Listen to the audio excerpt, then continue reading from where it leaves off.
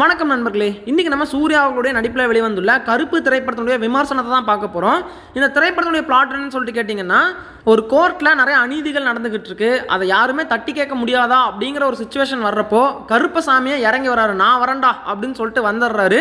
அதுக்கப்புறம் என்ன நடக்குது அப்படிங்கிறத இந்த திரைப்படத்தினுடைய பிளாட். ஸோ இந்த திரைப்படத்தினுடைய பாசிட்டிவ்ஸ் அப்படின்னு சொல்லிட்டு பார்த்தோம்னா முதல்ல ரைட்டிங்கை தான் நம்ம சொல்லி ஆகணும். ஏன்னா வந்துட்டு நிறையா திரைப்படங்களில் பண்ண மிஸ்டேக்கை நம்ம ஆர்ஜே பாலாஜி அவர்கள் இந்த படத்தில் பண்ணாமல் விட்டுருந்தாரு. அந்த ரைட்டிங்கில் தான் வந்துட்டு படமே நின்றுச்சு அப்படின்னு சொல்லி ஆகணும். அதாவது செகண்ட் ஹாஃபில் நடக்கக்கூடிய விஷயங்களுக்கெல்லாம் ஃபர்ஸ்ட் ஹாஃபில் சின்ன சின்ன லீடெல்லாம் கொடுத்துக்கிட்டே வந்திருந்தாரு. அதனால தான் அது தனி படமாக செகண்ட் ஹாஃப் வேறு படமாகவும் ஃபர்ஸ்ட் ஹாஃப் வேறு படமாகவும் தெரியாமல் ஒரே படமாக தெரிஞ்சதுக்கு காரணம் அந்த லீடு தான். ஸ்டார்டிங்லேருந்து கொடுத்துட்டு இருந்த லீடு தான். அதை ரைட்டிங்லேயே ப்ராப்பராக பண்ணியிருக்காரு நம்ம ஆர்ஜே பாலாஜி அவர்கள் அப்படின்னு சொல்லிட்டு கிளியராகவே புரியுது. அதுக்கப்புறம் ரெண்டாவது பாசிட்டிவ் ஸ்க்ரீன் பிளே தான். அவர் என்ன ரைட்டிங்கில் பண்ணியிருந்தாரோ அதை அப்படியே ஸ்க்ரீனுக்கு கொண்டு வந்திருந்தாரு. அதெல்லாமே ரொம்ப சூப்பராகவே பண்ணியிருந்தாங்கன்னு சொல்லலாம். இப்போ உதாரணத்துக்கு நம்ம எழுதும்போது கருப்பசாமி இறங்கி வந்தார், எல்லாரையும் போட்டு அடித்தாருன்னு சொல்லிட்டு எழுதிடலாம். ஆனால் அந்த ஸ்க்ரீனில் காட்டுறப்போ கருப்பசாமி எப்படி வராரு, எதில் வராரு, அதுக்கப்புறம் திடீர்னு சாமி வந்து எல்லாரும் அடிச்சது அப்படின்னா பார்க்குறவங்களுக்கு என்னடா இது லாஜிக்கே இல்லாத மாதிரி இருக்கேங்கிற மாதிரி ஃபீல் ஆகும். அந்த மாதிரியான ஃபீலும் வந்துடக்கூடாது. ஸோ அந்த மாதிரி எல்லாத்துக்கும் பார்த்து வந்து பார்த்தோன்னா கரெக்டாக எடுத்திருந்தாங்க. அந்த ஸ்க்ரீன் பிளேவுமே வந்து பார்த்தோன்னா சூப்பராக பண்ணியிருந்தாரு நம்ம ஆர்ஜே பாலாஜி அவர்கள் அப்படின்னு சொல்லலாம். ஸோ அடுத்த பாசிட்டிவ் வந்துட்டு ஸ்டோரியுமே சொல்லலாம். ஸ்டோரியுமே வந்துட்டு பார்த்தீங்கன்னா ரொம்ப டிஃப்ரெண்ட்டான ஒரு ஸ்டோரி அப்படின்னு சொல்லிட முடியாது. ஸோ இந்த மாதிரி தப்பு நடக்குது, சாமி வந்து தட்டி கேட்குறாரு, அந்த மாதிரியான ஒரு ஸ்டோரி தான்.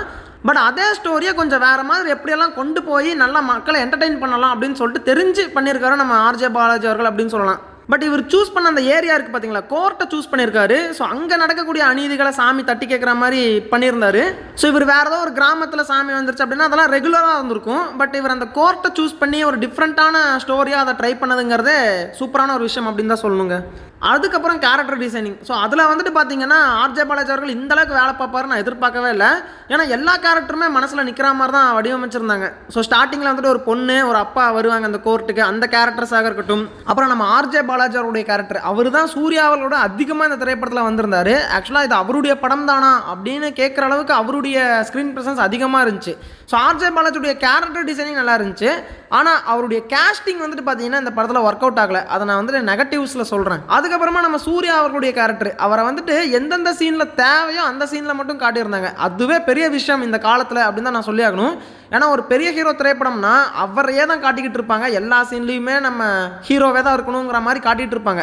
பட் இந்த திரைப்படத்தில் அப்படி பண்ணாமல் தேவைங்கிற சீனில் மட்டும் நம்ம சூர்யா அவர்களை கொண்டு வந்து காட்டினது அப்படிங்கிறது ரொம்ப சூப்பரான விஷயமா இருந்துச்சு. அதுக்கப்புறமா நம்ம த்ரிஷா அவர்களுடைய கேரக்டர், அவங்க கேரக்டர் வந்துட்டு ரொம்ப சூப்பரான கேரக்டர்னு சொல்ல முடியாது, பட் ஒரு தேவையான ஒரு கேரக்டராக இருந்துச்சுன்னு சொல்லலாம். அதுக்கப்புறம் நம்ம நடராஜன் அவர்களுடைய கேரக்டருமே நல்லா தான் பண்ணியிருந்தாங்க. ஆக்சுவலாக அவருக்கு ஸ்க்ரீன் ப்ரெசன்ஸ்லாம் கொஞ்சம் கம்மி தான், பட் அவர் வரக்கூடிய சீன்ஸ் எல்லாம் இம்பாக்டாக இருந்துச்சு. அண்ட் அந்த ஒரு கேரக்டர் வந்துட்டு இந்த திரைப்படத்துடைய மூவ்மெண்ட்டுக்கு நல்லாவே ஹெல்ப் பண்ணிச்சுன்னு சொல்லலாம். ஸோ ஆக மொத்தத்தில் ஒரு 4-5 கேரக்டரை வந்துட்டு நல்லாவே டிசைன் பண்ணியிருந்தாங்க அப்படின்னு தாங்க சொல்லணும். அதுக்கப்புறம் மிகப்பெரிய ஒரு பாசிட்டிவ் இன்னொருத்தர் வந்துட்டு நம்ம சாய் அபியங்கர் அவர்கள் தான். ஸோ பிஜிஎம்லாம் கொளுத்தி விட்டுருந்தாரு. அதாவது டியூட் திரைப்படத்தில் ஒரே பிஜிஎம் திருப்பி போட்டார் அப்படிங்கிற மாதிரி விமர்சனம் வச்சாங்க. பட் இந்த திரைப்படத்தில் அந்த ராத்து ராசன் அப்படிங்கிற சாங்காக இருக்கட்டும், அல்லது வெறப்பா அப்படிங்கிற சாங்கு, அதுக்கப்புறம் இந்த காடு மோடி, இதெல்லாமே கிட்டத்தட்ட ஒரே மாதிரி தான் இருக்கும், ஒரே ஃபீல் தான் கொடுக்கும். ஸோ அந்த 3 சாங்கில் இருக்கக்கூடிய பிஜிஎம்மை மாற்றி யூஸ் பண்ணி விட்டுருக்காப்புல. பட் அந்த பிஜிஎம் வரக்கூடிய சீன்ஸ் எல்லாமே வந்துட்டு ரொம்ப கூஸ் பம்ப்ஸ் கொடுக்குற மாதிரி வந்து பார்த்தீங்கன்னா பயங்கர எலவேஷனாக காட்டியிருந்தாங்க. ஸோ அதெல்லாமே நல்லா இருந்துச்சு அப்படின்னு சொல்லலாம்.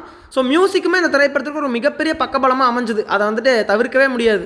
அதுக்கப்புறமா அந்த நாங்கள் 4 பேர் அப்படிங்கிற சாங்கை வந்துட்டு எல்லாரும் நல்லா இல்லைன்னு சொல்லி அந்த படத்துல தூக்க வச்சுட்டாங்க. ஆக்சுவலாக அந்த பாட்டு வச்சிருக்கலாம், வைக்காம விட்டது எப்படி இருந்துச்சுன்னா ஃபாஸ்ட்டாக அந்த சீன் ஓடி முடிஞ்ச மாதிரி ஃபீல் ஆச்சு. ஆக்சுவலாக அந்த இடத்துல ஒரு பாட்டு வந்து அதுக்கப்புறம் தான் அந்த சீன் நடக்கிற மாதிரி தான் எழுதியிருப்பார் நம்ம ஆர்ஜே பாலாஜி அவர்கள். அப்படி தான் படமும் எடுத்திருப்பாங்க. ஆனால் அந்த பாட்டு நல்லா இல்லை அப்படிங்கிற காரணத்தினால வெறும் 4 லைன் மட்டும் ஓட விட்டுட்டு அதுக்கப்புறமா ஸ்ட்ரைட்டாக சீனுக்குள்ளே போயிட்டாங்க. பட் அந்த இடத்துல பாட்டு வந்திருந்தால் நல்லா தான் இருந்திருக்கும். ஸோ நாங்கள் 4 பேர் இல்லைனாலும் வேறு ஏதோ ஒரு பாட்டாக அந்த இடத்துல வச்சிருந்தா இன்னும் நல்லாவே என்ஜாய் பண்ணியிருக்கலாம் தாங்க சொல்லணும். ஸோ ஆக மொத்தத்தில் பாசிட்டிவ்ஸில் story, screenplay, character designing, BGM எல்லாமே வந்துருச்சு. ஸோ இந்த 4ம் பக்காவாக இருந்துட்டாவே போதும், படம் ஓடிடும். ஸோ அதே மாதிரி தான் இந்த கருப்பு திரைப்படமும் ஒரு நல்ல திரைப்படமாக தான் வந்திருக்கு. கம்பேக் திரைப்படமாக தான் நம்ம சூர்யா அவர்களுக்கு அமைஞ்சிருக்கு அப்படின்னே சொல்லலாம்.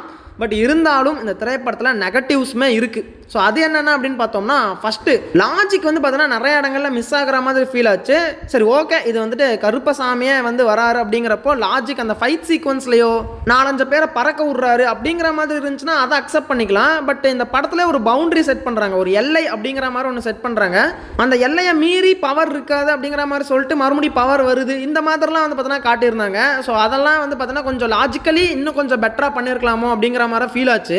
அதாவது நான் ஃபுல்லாக எக்ஸ்பிளைன் பண்ணிட்டேன்னா ஃபுல் ஸ்பாய்லர் ஆகிடும். ஸோ பட் படம் பார்த்தவங்களுக்கு நான் சொன்னது புரிஞ்சிருக்கும்னு நினைக்கிறேன். ஒரு சில லாஜிக் மிஸ்டேக்ஸ் எல்லாம் இந்த படத்தில் இருக்க தான் செய்யுது. அதுக்கப்புறமா கண்டினியூட்டி மிஸ்டேக்குமே வந்துட்டு இந்த திரைப்படத்தில் இருந்துச்சு அப்படின்னு தான் சொல்லணும். ஃபஸ்ட்டு ஒரு கோர்ட்டை காட்டுறாங்க, அப்புறம் வேற ஒரு கோர்ட்டை காட்டுறாங்க. அந்த கோர்ட்டு திடீர்னு எப்படியோ அட்வான்ஸ் ஃபியூச்சர்ஸ்லாம் வருது. அதுக்கு ஒரு குறிப்பிட்ட காலகட்டம் எடுத்துக்கும் அந்த மாதிரி ஒரு கோர்ட்டை பில்ட் பண்ணுறதுக்கு. அதுக்கெல்லாம் வந்துட்டு நிறையா வருஷங்கள் தேவைப்படும். ஆனால் டக்குன்னு ஒரு கோர்ட் ரெடி பண்ணி டக்குன்னு எல்லாம் போகிற மாதிரி காட்டுறாங்க. அதெல்லாம் கண்டினியூட்டி மிஸ்டேக். அப்புறம் ஒரு பொண்ணு இறந்து போயிடுச்சுங்கிற மாதிரி காட்டுறாங்க. அப்புறம் மறுபடியும் அதே பொண்ணு வந்துட்டு ஹோட்டலில் உட்காந்து சாப்பிட்ற மாதிரி காட்டுறாங்க. கேட்டால் இது காட்ஸ் திங் அப்படிங்கிற மாதிரிலாம் போடுறாங்க. அதாவது லாஜிக்கெல்லாம் அங்கங்கே மிஸ் ஆகுது. பட் இருந்தாலும் அதெல்லாம் கடவுளின் பேரில் நடக்குதுங்கிற மாதிரி காட்டுனதுங்கிறதெல்லாம் கன்வின்சிங்காக இல்லை. அந்த மாதிரி கொண்டு போயிருக்க வேண்டியது இல்லை. ஸோ அதெல்லாம் சின்ன சின்ன நெகட்டிவ்ஸாக நான் பார்க்குறேன். அடுத்தது வந்துட்டு நம்ம ஆர்ஜே பாலாஜி அவர்களுடைய கேஸ்டிங் தான். ஸோ அவருக்கு பதிலாக நம்ம எஸ்ஜே சூர்யா அவர்களை போட்டிருந்தா இன்னும் பயங்கரமான ஒரு திரைப்படமாக அது வந்திருக்குமோங்கிற ஃபீல் தான் எனக்கு இருக்குது. ஏன்னா ஒரு சூர்யா மாதிரியான ஒரு மாசான ஒரு ஆக்டர், அவருக்கு முன்னாடி ஒரு சின்ன வில்லனாக தான் தெரிகிறாரு நம்ம ஆர்ஜே பாலாஜி அவர்கள். அவரை வில்லனாகவே பார்க்க முடிய மாட்டேங்குது. ஒரு சைடு ரோலில் வர்ற மாதிரியான ஒரு கேரக்டர் மாதிரி தான் அவர் தெரிகிறாரு சூர்யா முன்னாடி. ஸோ எனக்கு தெரிஞ்சு எஸ்ஜே சூர்யா அவர்களை போட்டிருந்தா இன்னும் அந்த கேரக்டரை ஃபன்னாகவும் இன்னும் ஒரு கொடூரமான வில்லனாக கூட அவரை காட்டியிருக்க முடியும். அந்த மாதிரியான ஒரு கேரக்டர் தான் ஆக்சுவலாக அந்த கேரக்டர். பட் அந்த கேரக்டர் நம்ம ஆர்ஜே பாலாஜி அவர்கள் பண்ணதுனால சூர்யா அவர்களுக்கு முன்னாடி ஒரு ஈக்குவல் வில்லனாக தெரியாமல் போயிட்டாரு அப்படிங்கிறது தான் உண்மை. அதுக்கப்புறம் நம்ம ஆர்ஜே பாலாஜி அவர்கள் ஒருத்தனை கொலை பண்ணுவார், அந்த ரத்தமெல்லாம் மூஞ்சில் தெரிக்கும். அப்போ வந்துட்டு அந்த ரியாக்ஷன்லாம் வந்துட்டு பார்க்குறப்ப நம்ம ஆர்ஜே பாலாஜி அவர்களுக்கு அது செட் ஆகாத மாதிரி தான் எனக்கு ஃபீல் ஆச்சு. அந்த இடத்துலலாம் நம்ம எஸ்ஜே சூர்யா அவர்களை போட்டிருந்தா பின்னி படம் எடுத்துருப்பார், ஒரு சைக்கோ மாதிரி எல்லாம் ரியாக்ஷன் கொடுத்துருப்பாரு. ஸோ அதெல்லாம் இருந்துருந்துச்சுன்னா இன்னும் இந்த திரைப்படம் ஒரு பயங்கரமான படமாக வந்திருக்கும். ஸோ அதனால் அந்த கேஸ்டிங், அந்த ஒரு கேரக்டருக்கான கேஸ்டிங் மட்டும் ஒரு சேஞ்ச் பண்ணியிருக்கலாம் நம்ம ஆர்ஜே பாலாஜி அவர்கள். அவரே நடித்ததுக்கு பதிலாக வேற யாரையாச்சும் ட்ரை பண்ணியிருக்கலாமோ அப்படிங்கிற ஃபீல் இருக்குங்க. அடுத்தது வந்துட்டு ஏதோ ரெஃபரன்ஸை வந்துட்டு பயங்கரமாக தூவி விட்டுருக்காங்க. ஸோ ஏகப்பட்ட சூர்யா சாருடைய ரெஃபரன்ஸு, விஜய் சாருடைய ரெஃபரன்ஸ்ன்னு சொல்லிட்டு நிறையா ரெஃபரன்ஸ் இந்த திரைப்படத்தில் வருது. அத்தனை ரெஃபரன்ஸ்லாம் தேவையே இல்லை இந்த படத்தை பொறுத்த வரைக்குமே. ஸோ அதெல்லாம் வந்துட்டு ஃபேன்ஸ் செலிப்ரேட் பண்ணணும் அப்படிங்கிறதுக்காக பண்ணியிருக்காங்க, புரியுது. பட் அதெல்லாம் ஒரு 2 நாள் ஃபேன்ஸ் பார்க்குற வரைக்கும் நல்லா இருக்கும். அதுக்கப்புறம் நியூட்ரல் ஆடியன்ஸ் வருவாங்கல்ல அடுத்த வாரம் போக. ஸோ அவங்களுக்கெல்லாம் பார்க்குறப்ப அதெல்லாம் படத்துலேருந்து டைவர்ட் ஆகி வேற ஒரு பக்கம் போயிட்டு வந்த ஃபீல் தான் கொடுக்கும் இந்த நியூட்ரல் ஆடியன்ஸ் பார்க்குறப்போ. ஸோ அதாவது 1-2 ரெஃபரன்ஸ் அங்கங்கே யூஸ் பண்ணால் நல்லா இருந்திருக்கும். ஆனால் குட் பேட் அக்லிக்கு ஈக்குவலாக பண்ணி வச்சிருக்காங்க. அத்தனை ரெஃபரன்ஸ் வந்து பார்த்தோன்னா இந்த படத்துலையுமே போட்டு தாக்கியிருக்காங்க. பட் அதெல்லாமே வந்து தவிர்த்துருக்கலாமோங்கிற மாதிரி தான் எனக்கு ஃபீல் ஆகுது.